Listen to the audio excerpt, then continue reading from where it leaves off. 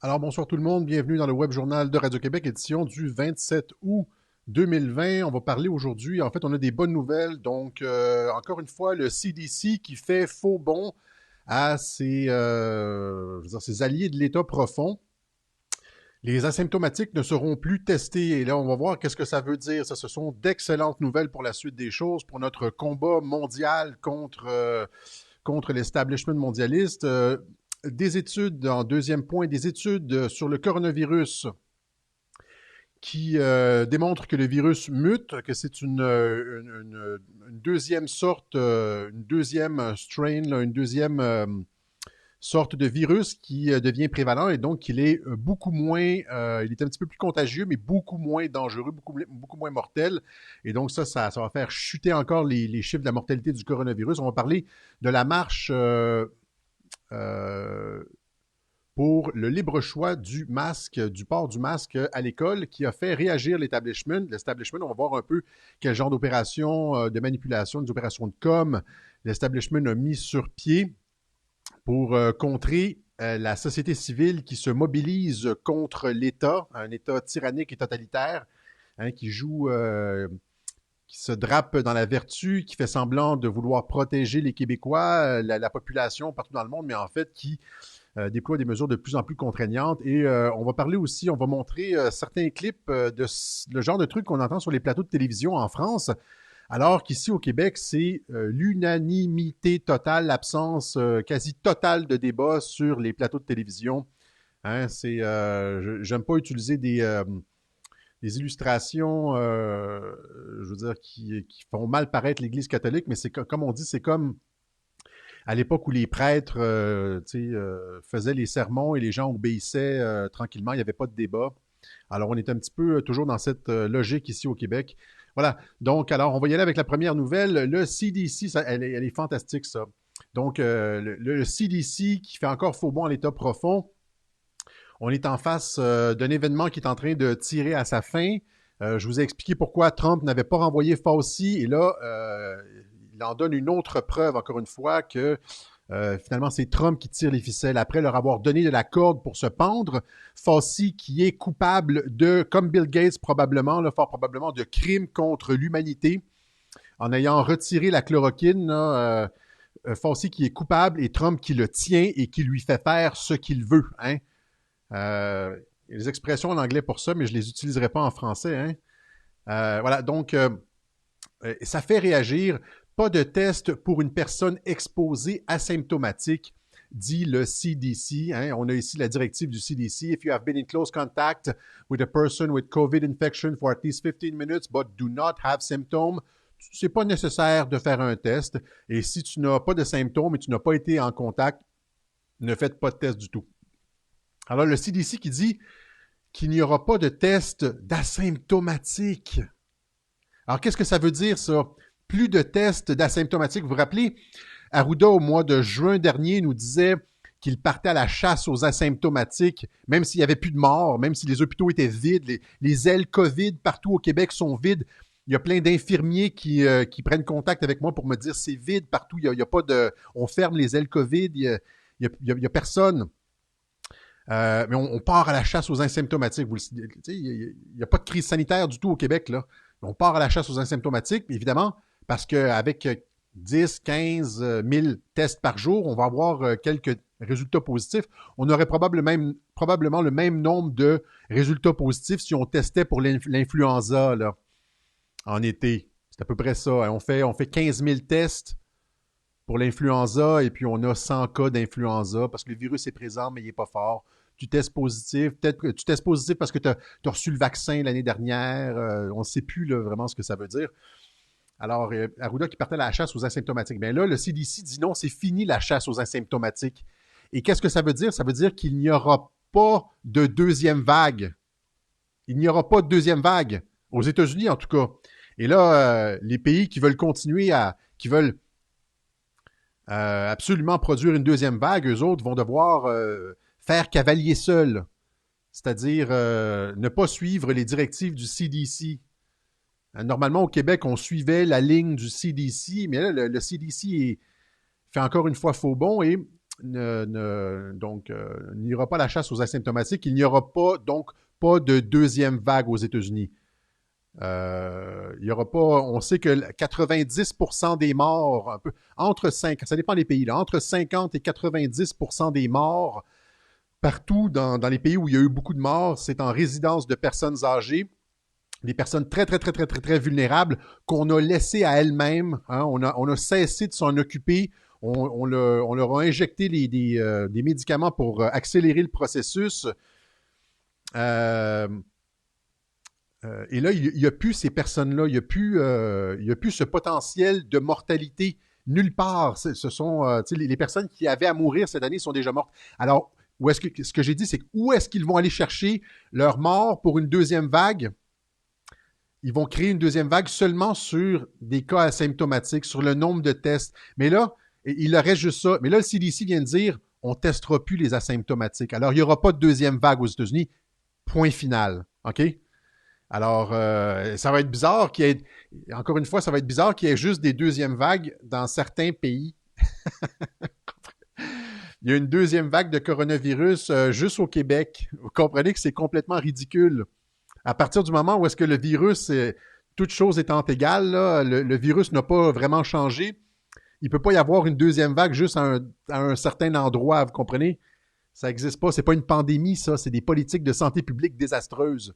C'est ça, c'est une fausse deuxième vague. Alors, donc, le Centre pour le contrôle et la prévention des maladies, le CDC aux États-Unis, ne recommande désormais plus à toutes les personnes ayant été en contact avec un cas positif de se faire dépister. Une décision qui soulève bien des questions chez les experts. Et là, on nous dit, dans le même article, on nous dit des sources citées par le réseau CNN.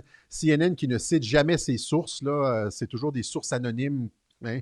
Et 90% du temps, ces sources anonymes-là, les informations présentées par ces sources anonymes-là sont démenties quelques jours après.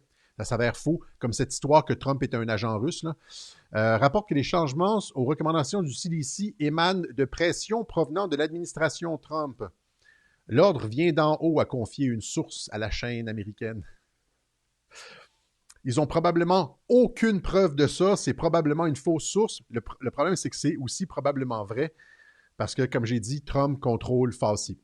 Alors, sans test d'asymptomatique, c'est toute la stratégie de la deuxième vague qui vient s'effondrer. Si ça s'effondre aux États-Unis, ça va s'effondrer ailleurs. Il va y avoir un effet domino. Il ne peut pas y avoir une deuxième vague seulement dans certains pays, comme je l'ai dit. Et là, c'est la 6e fois que le CDC fait faux bond, je veux dire, à l'état profond. Comme Mueller. Vous vous rappelez Mueller, je l'avais tout expliqué comment le rapport Mueller avait fait faux bond à l'état profond lors du dépôt de son rapport, lors de son témoignage devant le Congrès, lors des conférences de presse, etc. Il faisait constamment faux. On s'attendait à ce qu'il frappe Trump et finalement, il faisait toujours faux bond.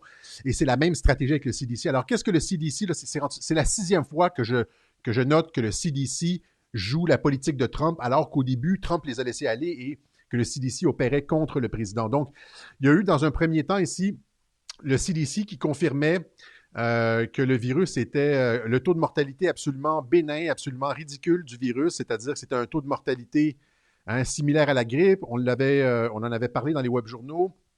On avait montré Gaël Campan de l'Institut économique de Montréal qui disait ce qu'on dit à Radio-Québec, mais il le disait à TVA Nouvelles. TVA Nouvelles aurait pu nous inviter, Radio-Québec, pour dire exactement la même chose que l'Institut économique de Montréal. C'était notre position. Hein? Donc, ça, c'est dans un article ici, l'Institut économique de Montréal, nouvelles données du CDC, et ça nous dit l'organisme national américain responsable de la santé publique, le Center for Disease Control, a revu à la baisse le taux de mortalité, etc. Et là, donc, il estime maintenant le taux de mortalité du coronavirus chez les personnes infectées qui oscille entre 0,2 et 0,3, donc un taux de mortalité similaire à la grippe. Ça, c'était le premier faux bond du CDC. Le deuxième faux bond du CDC, c'est quand il a publié encore une fois sur une de ses pages le fait que seulement 6% des morts du COVID étaient morts de la maladie elle-même, alors que pour le 94 autres pourcents, c'était de la comorbidité. Il y avait 2 ou 3 autres causes du décès, c'est-à-dire comme un effondrement du système rénal, un AVC, un cancer, etc. Seulement 6% étaient réellement morts du COVID lui-même. Donc, ça place encore une fois le virus sous la barre de la dangerosité de la grippe. Ouais. Alors donc, 6 il y a à peu près 150 000 morts du COVID aux États-Unis là, qui sont comptés dans les chiffres. Ben, c'est 6 ça fait 9 000. Ouais, c'est complètement, c'est un virus qui est bénin. Il y a la troisième fois où est-ce que le CDC a fait faux bond à l'état profond, c'est quand, j'en ai parlé il y a 2 semaines, quand Fauci a dit qu'il n'y avait pas de raison que le vote en personne ne puisse pas avoir lieu. Hein, parce que j'ai dit que toute la stratégie reposait sur le vote par la poste et la fraude par le vote par la poste. Et là, Fauci a dit, ben non, si on respecte la distanciation sociale, il peut y avoir un vote en personne. Parce que l'idée, évidemment, c'était pas juste d'avoir comme un peu de vote en personne et un peu de vote à la poste. C'est pas ça. La stratégie du Parti démocrate et d'État profond, c'était de faire en sorte qu'il y ait un reconfinement complet à partir du mois d'octobre, que tout le monde reste à la maison et que la totalité du vote soit gérée par la poste. Vous comprenez? Comme des centaines de millions de bulletins de vote envoyés par la poste. Je veux dire, une première dans l'histoire, la plus grande fraude électorale de l'histoire de l'humanité. Voilà. Alors là, Fauci a fait faux bon, a dit non, non, non, il va se passer, on peut voter, puisqu'on peut aller dans les supermarchés, acheter de la nourriture, on peut sûrement aller voter, si on respecte la distanciation sociale. Donc ça, c'était le troisième événement. Il a aussi dit, ça c'était encore une fois récemment, Fauci says he does not see US mandating COVID vaccination for general public. Alors, donc, il n'y aura pas de vaccination obligatoire pour le grand public. Ça, c'était la quatrième fois où est-ce qu'il faisait faux bond à l'état profond. Il y a aussi, encore récemment, je pense que c'est la semaine dernière, le CDC qui vient d'abolir la quarantaine de 14 jours pour les voyages à l'extérieur des États. Et finalement, le CDC qui dit maintenant qu'il n'y aura pas de deuxième vague. Il n'y aura pas de test pour les asymptomatiques. Voilà. Alors, vous comprenez que ça, c'est la stratégie, ça, c'est l'art de la guerre, c'est ne pas se débarrasser de ses ennemis, de les garder près de soi et de les manipuler. Voilà, et c'est ça qu'il a fait. Donc, alors ça, c'est une excellente nouvelle. Il n'y aura pas de deuxième vague aux États-Unis et probablement pas au Canada parce que sinon, on va avoir l'air de clown ici. Il y a une deuxième vague ici, puis il n'y en a pas ailleurs. Voilà. Alors, on continue avec d'autres nouvelles, d'ailleurs, scientifiques qui nous indiquent un peu partout que... Ah, c'est tout ça? Ah non, c'est ça. Bon, ça, c'était autre chose. Donc, il y avait plus... En plus de toutes ces nouvelles, il y a aussi plusieurs pays qui revoient à la baisse leurs chiffres de coronavirus. Ici, coronavirus en Belgique, Sciensano revoit ses comptes à la baisse, 121 décès en moins. C'est un peu partout hein, qu'il y a ce genre de révision à la baisse. Ici, c'était un petit peu plus tôt cette année. L'Espagne revoit son bilan de la pandémie à la baisse. COVID-19, Israël revoit à la baisse le bilan de décès dû au virus. Le Royaume-Uni change sa méthode de comptage de décès de la COVID-19, 5300 morts en moins. Il y avait la même chose, il y en a plein comme ça.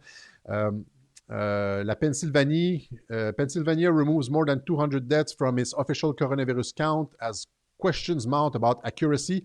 Alors, partout dans le monde, il y a des questions de la véracité des chiffres du COVID. Ici, le premier ministre Legault nous avait dit que, par principe de précaution, on les rangeait tous COVID. Hein? Comme durant les canicules, il nous disait, puis après, on fait le décompte, puis on donne le chiffre exact à la fin. Le problème, c'est qu'ils n'ont jamais fait le décompte, puis ils n'ont jamais donné le chiffre exact à la fin. Alors, il n'y a pas de révision. Et puis, en plus de ça, on a aboli les autopsies ici. On ne pourra jamais le savoir. Ouais. Alors, le principe de précaution qui a été invoqué par Legault n'a jamais été mis en application. Il a été mis en application, mais il n'a justement jamais été corrigé, comme ailleurs dans le monde.